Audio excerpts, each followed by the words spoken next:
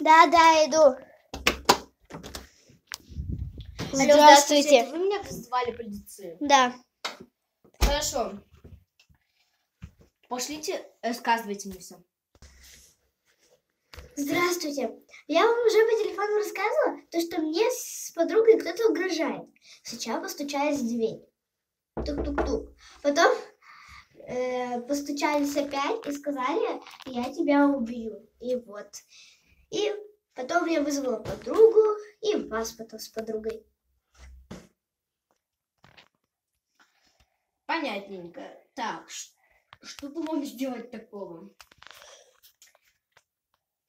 Проблема не очень хорошая. А ваша квартира была открыта или закрыта? Закрытой.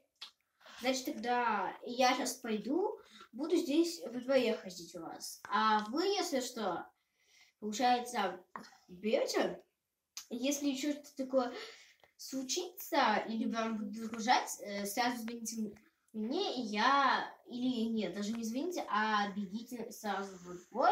Я там буду ходить, и смотреть, все обсматривать, и уже буду разбираться с вашим домом, и вы придете, куда-то к мне в начале полиции жить. Вам квартиру выделим. Ладно, до свидания. До свидания. Ну, что тебе сказали? Мне сказали, то, что полиция будет ходить возле моего двора, вот, и сказали, если вам кто-то будет угрожать, и, выходите, и все разберемся с вами. Ну, нормально, в принципе.